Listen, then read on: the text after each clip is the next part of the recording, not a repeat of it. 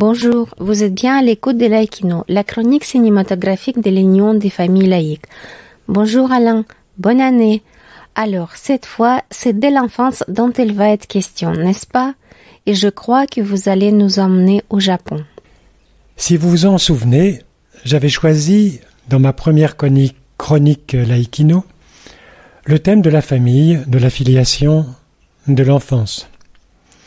Notamment avec le film du réalisateur japonais Hirokazu Koreeda, Tel père, tel fils.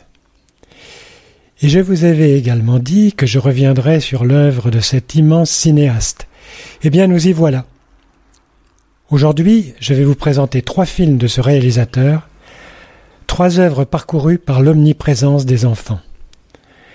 C'est en cela que Koreeda, grâce à sa sensibilité et à son regard sur l'enfance, peut être considéré comme un cinéaste universel.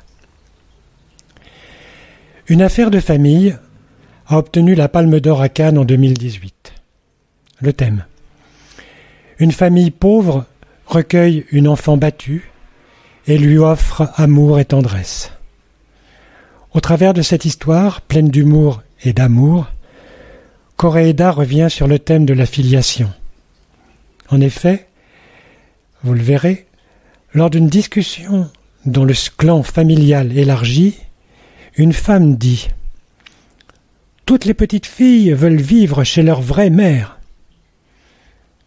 Et une autre femme rétorque « C'est ce que les mères croient. » La fin de ce film est absolument bouleversante, mais le cinéaste l'aborde avec une grande retenue. Le second film, Nobody Knows, est sorti en 2004. L'histoire du film est tirée d'un fait divers. Keiko, mère célibataire de 4 enfants, issue de 4 pères différents, Keiko donc vit dans un petit appartement dont le propriétaire ne connaît que l'existence de l'aîné, Akira. Ce dernier, courageusement, s'occupe des tâches ménagères et du reste de la famille. Mais un jour, la mère ne rentre pas du travail et part rejoindre un nouvel amant. Les enfants sont livrés à eux-mêmes. Au travers de ce drame, Koreeda souligne l'importance de la solidarité entre les enfants. C'est traité avec une grande délicatesse. À noter, vous le verrez, que le jeune acteur de 14 ans, Yuya Yagira, a été le plus jeune comédien à obtenir le prix d'interprétation masculine à Cannes. Le 3e film de ce réalisateur, Still Walking, date de 2008.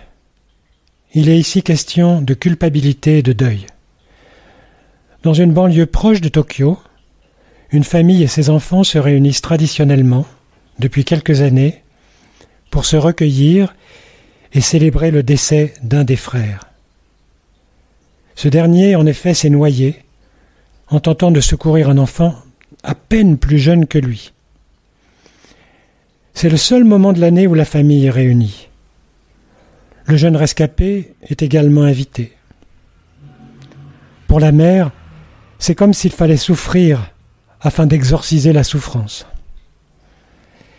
Et c'est la place de ce film de substitution qui, au fil des ans, et grâce à ce repas et à une longue promenade, Still Walking, c'est cette promenade qui va en effet apporter l'apaisement dans cette famille. Le chagrin, la mélancolie et la douceur irriguent ce très beau film. La filmographie de Koreeda recèle d'autres œuvres magnifiques. Je pourrais vous en parler pendant des heures, mais je vous citerai 3 autres films. I Wish, qui est très délicat.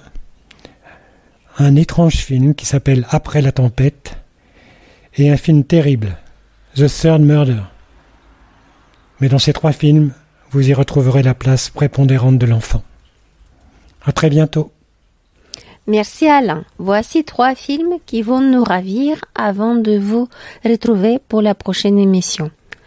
N'oubliez pas, chers auditeurs, de soutenir l'UFAL en adhérant à une UFAL locale, en vous abonnant à UFAL Info ou en nous versant un don. Toutes les modalités sont présentées sur notre site ufal.org. N'hésitez pas non plus à partager sur les réseaux sociaux notre émission. C'est grâce à vos engagements que nous pourrons parfaire nos réalisations. À bientôt.